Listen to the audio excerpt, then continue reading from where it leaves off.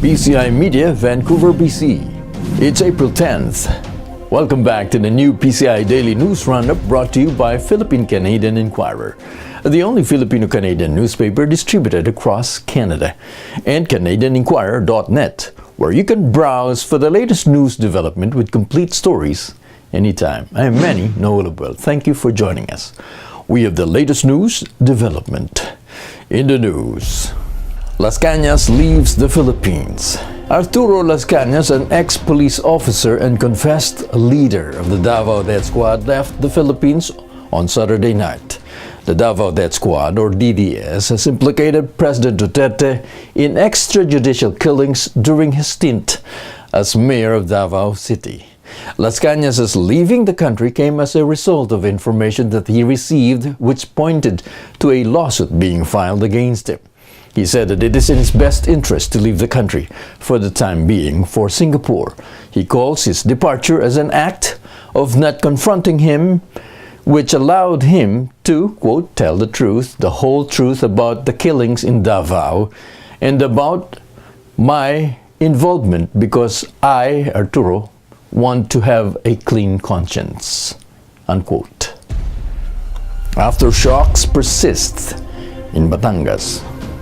1,000 aftershocks pummeled Batangas yesterday as the Philippine Institute of Volcanology and Seismology advised people to remain calm but ever vigilant for the big one.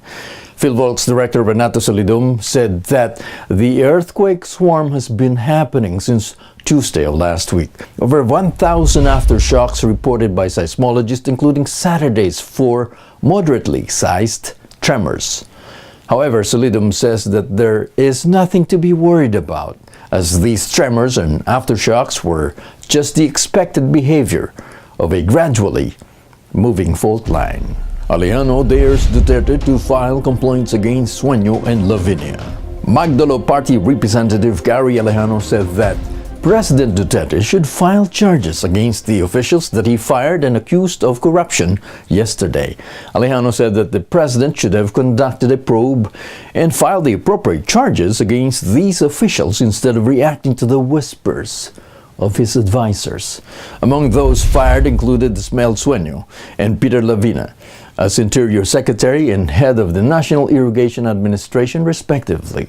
Alejano also said that the president wants to prove that he is dedicated to stamping out corruption, but that the present administration is also hiding some bad things which people are not aware of. Alejano suggested that the president file charges if there is indeed corruption. He said that the president should also clean himself first, especially those questionable bank accounts, among other things, before taking the fight to corruption. And that's the Roundup News for Monday. I'm Manny Noelabel. Thank you for joining us. We'll see you again tomorrow. Goodbye.